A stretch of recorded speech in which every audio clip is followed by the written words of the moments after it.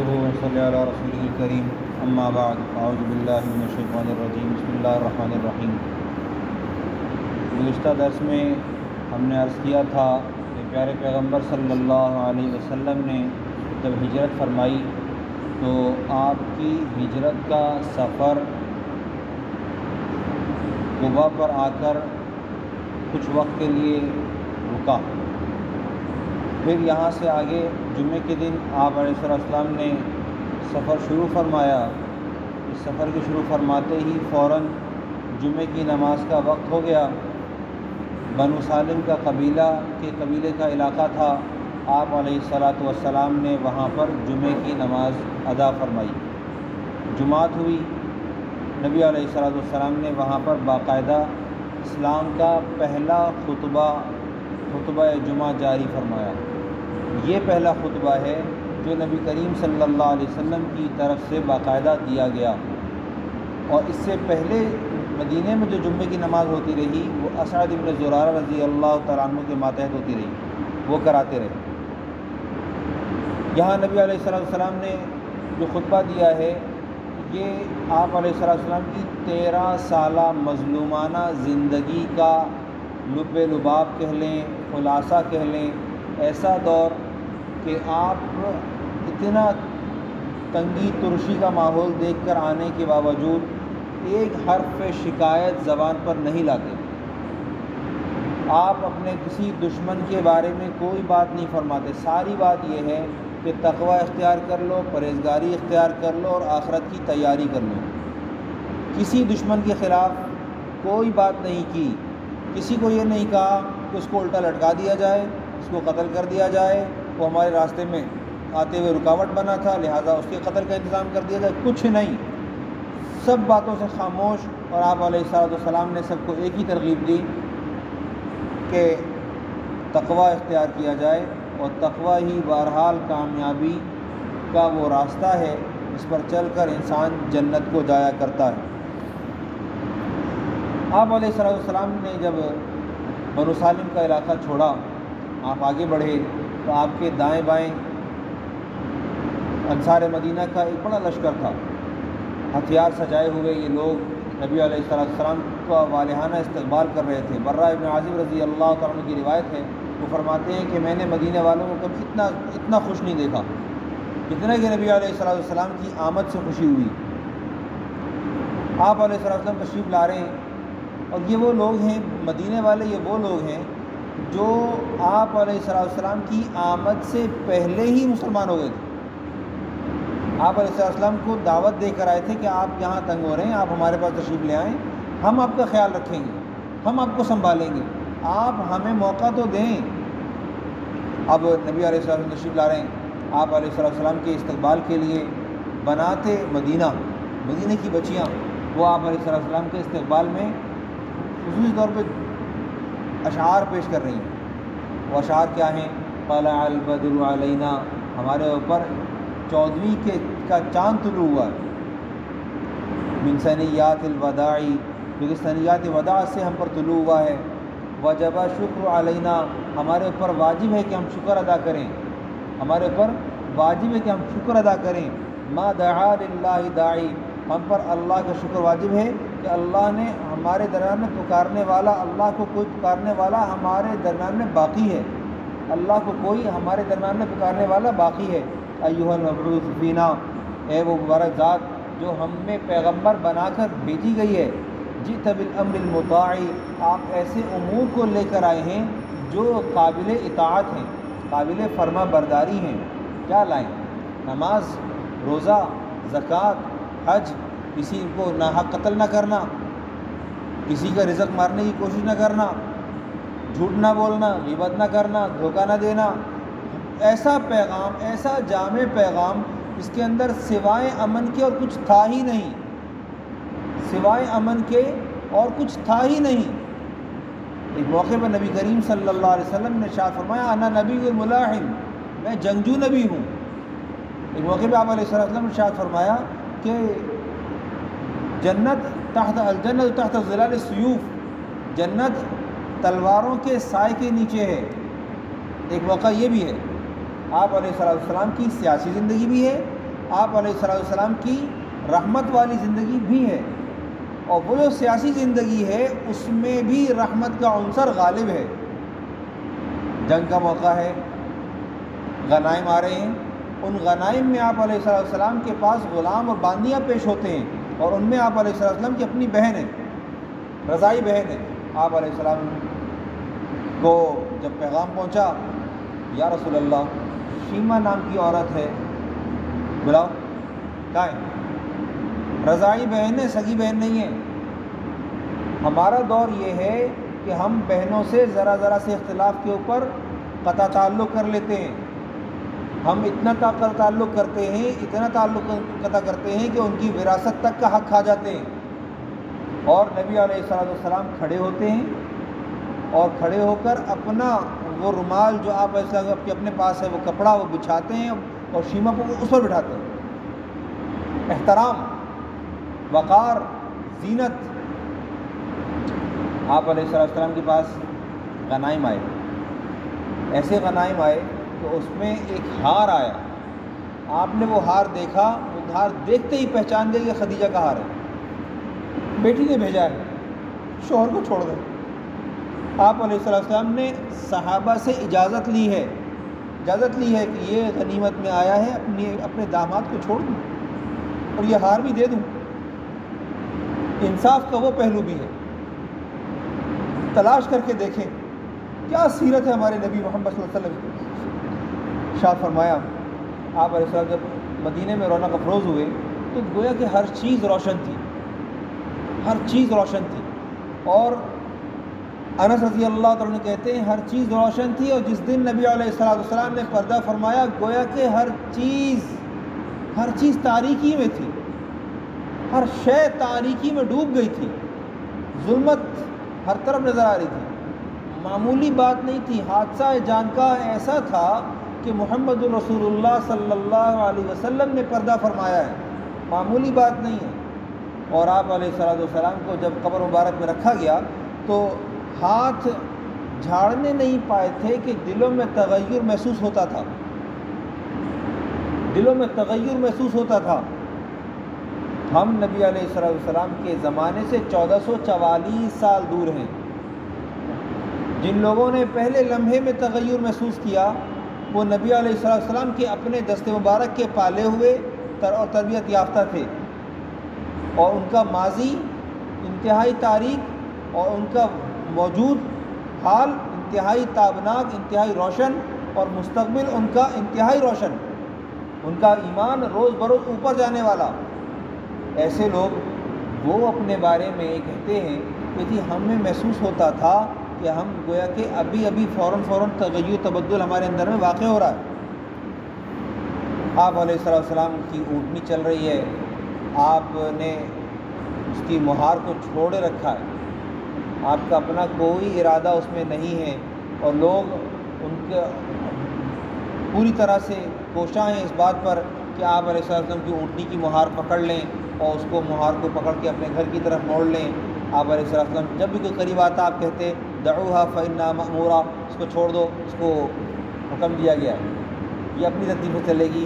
یہ چلتی رہی۔ آپ علیہ السلام اپنے ننیالی رشتہ جو کہ بنو نجار سے تھا، آپ چاہتے تھے کہ وہاں قیام ہو، اللہ سبحانہ و تعالیٰ نے وہ بات تصدیق کر دی، اور آپ وہیں اسی جگہ پہنچے، بنو نجار میں پہنچے۔ بنو نجار میں آپ کا قیام ابو ایوب انصاری رضی اللہ تعالیٰ عنہ کے گھر پہ ہوا۔ یہاں ایک تاریخی بات ہے، ایک موقع ہے، ایک بادشاہ تھا یمن کا، وہ جب مدینے سے گزرا تو اس کے ساتھ علماء یہود تھے، 400 علماء تورات تھے، 400۔ ان لوگوں نے یہ کہا کہ یہ کھجور والی زمین ہے، یہاں وقت کے نبی نے آنا ہے، ہم چاہتے ہیں کہ ہم یہیں رک جائیں۔ بادشاہ نے وہاں پر ماضی بھی اگر علماء کا رہا ہے، مطلب یہ کہ تورات کے زمانے کا، جب اس زمانے میں تورات پر عمل ہوا کرتا تھا، اس زمانے کے لوگ بھی بڑے دیندار تھے، تو انہوں نے بادشاہ نے کیا کیا، یہ قوم تبا کا واقعہ ہے۔ بادشاہ نے کیا کیا، بادشاہ نے 400 مکانات بنوائے اور ان لوگوں کو وہاں ٹھہرایا، ان کے نکاح کرائے، اور خود نبی علیہ السلام کے لیے بھی ایک مکان بنایا۔ کہ جب وقت نبی کی بعثت ہوگی تو وہ اس مکان میں ٹھہریں گے. اور ایک والا نامہ بھی لکھا, ایک خط لکھا.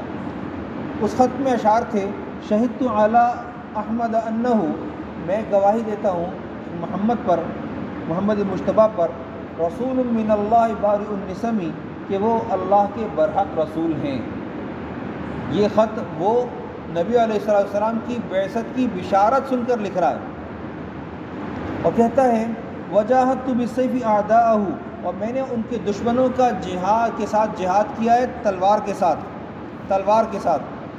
وفرجت عن صدرہ کل غمی, اور ان کے دل سے ہر غم کو دور کر دوں گا. یہ اشعار اس نے لکھے, اور لکھنے کے بعد اس ارادے کے ساتھ کہ میں چاہتا یہ ہوں کہ میری ملاقات نہیں ہوتی نہ ہو, لیکن ایسا ہو کہ میرے پاس یہ مجھے موقع میسر آ جائے کہ یہ خط کسی ایسے شخص کے حوالے کر دوں جو آپ کی بعثت کو دیکھے تو ان تک دے دے, اور اگر وہ شخص جس کو میں دے رہا ہوں اس کو نہ ملے, وہ نہ دے سکے, اس کو وہ زمانہ نہ ملے, تو ایسا ہو کہ یہ آگے وہ اپنی نسل میں امانتاً دے دے تا وقت یہ کہ نبی علیہ السلام کا وہ وقت پیش نہ آ جائے, وہ نبوت کا زمانہ پیش نہ آ جائے. ابو ایوب انصاری رضی اللہ تعالیٰ عنہ اسی مکان میں مقیم تھے, اور انہوں نے نبی علیہ السلام کی خدمت میں وہ خط پیش کیا. نبی کریم صلی اللہ علیہ وسلم کی چاہت کا جو وقت ہے وہ تو نبی علیہ السلام کی بعثت سے پہلے کا ہے. لوگوں نے اس وقت میں نبی علیہ السلام سے محبت کی ہے. اور میں کہتا ہوں, اس طرح قرآن پاک کہتا ہے, قل ان کنتم تحبون اللہ فاتبعونی یحببکم اللہ. اللہ تعالیٰ کی محبت کا دار و مدار اطاعت نبوت صلی اللہ علیہ وسلم میں ہے. اگر تم اللہ تعالیٰ سے محبت کرتے ہو فاتبعونی, میری اتباع کرو. اور جو ہم سے محبت کا تقاضا ہے, یہ جو تقاضا ہے یہ بن دیکھے محبت کا ہے, بن دیکھے محبت ہے. اس کی ایک مثال دیتا ہوں. ماضی کے وقتوں میں ایسا تھا کہ جب لوگ بن دیکھے لڑکی سے شادی کرتے تھے, بن دیکھے شادی ہوتی تھی اور وہ نبھائی جاتی تھی, طلاق کا تصور نہیں تھا, اور دوسری شادی کا تصور اگر تھا تو وہ اتباع شریعت کے لیے تو تھا, لیکن اس لیے نہیں تھا کہ مجھے میری بیوی پسند نہیں آئی. اور اس پر میں قرآن پاک سے دلیل قائم کرتا ہوں. قرآن پاک کہتا ہے کہ اللہ سبحانہ و تعالی نکاح کی برکت سے رزق کی فراوانی کا انتظام کرتا ہے. رزق قرآن پاک کی آیات ہیں, وَلْيَسْتَعْفِفِ الَّذِينَ لَا يَجِدُونَ نِكَاحًا حَتَّى يُغْنِيَهُمُ اللَّهُ مِنْ فَضْلِهِ. اللہ ان کو اپنے فضل سے غنی نہ کر دے. ٹھیک ہے, اللہ سبحانہ و تعالیٰ ان لوگوں کو جو عفت اور پاکدامنی کے ساتھ اپنے آپ کو رکھتے ہیں اور وہ نکاح کی پوزیشن میں نہیں ہیں, تو ان لوگوں کو چاہیے کہ وہ اپنی پاکدامنی پر قائم رہیں. تو کیا ہوگا, حتیٰ یغنیہم اللہ من فضلہ, اللہ ان کو اپنے فضل سے مالدار کر دے, غنی کر دے. تو اس زمانے کے لوگوں نے جو نکاح کیے ہیں وہ ایسے ہی کیے ہیں جو بن دیکھے ہیں, اور ایسے نبھائے ہیں کہ اپنی موت تک. ہمارا رشتہ اللہ سبحانہ و تعالیٰ کے ساتھ بن دیکھے ہے, اور ایسا رشتہ ہے کہ ہم نے اپنی موت تک نبھانا ہے. اور اس پر بڑھ کر ایک اور بات, خزیمہ نبی علیہ السلام کے دربار میں ایسے ہیں کہ ایک مخاصمت چل رہی ہے, یہودی ایک آدمی ہے, اس سے ایک جھگڑا چل رہا ہے, اور وہ آتے ہیں, آ کر کہتے ہیں کہ یا رسول اللہ, میں گواہی دیتا ہوں کہ یہ گھوڑا آپ نے خریدا ہے, اور یہ یہودی جھوٹ بول رہا ہے. انہوں نے کہا خزیمہ آپ تو وہاں نہیں تھے, آپ نے کیسے کہا؟ خزیمہ نے کہا کہ میں یہ بات جانتا ہوں کہ آپ علیہ السلام نے ہمیں آسمانوں کی خبر دی کہ اللہ ہے, آپ نے ہمیں جنت کی خبر دی, ہم نے مانا. آپ نے ہمیں جہنم کی خبر دی, ہم نے مانا. آپ نے آسمان سے قرآن پاک لا کر دیا, ہم نے مانا. آپ نے ہمیں ملائکہ بتایا, ہم نے مانا. آپ نے سابقہ انبیاء کا بتایا, ہم نے مانا. تو سب ہم مانتے چلے آ رہے ہیں, تو ہم یہ کیسے کہہ سکتے ہیں کہ اس سودے میں آپ غلط اور یہ صحیح ہے؟ آپ علیہ السلام نے ارشاد فرمایا, آج سے خزیمہ کی گواہی ایک آدمی کی گواہی 2 کے بقدر ہے.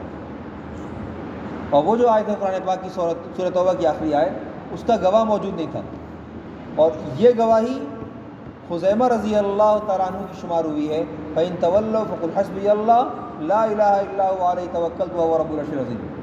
اس آیت کی گواہی فقط خزیمہ نے دی ہے، سب کو یاد تو تھی لیکن گواہ خزیمہ تھے۔ خزیمہ نے کہا کہ جنت میں راوی بھی ہوں اور میری روایت، میری گواہی دو کے بقدر ہے، لکھی جائے، اور لکھی گئی۔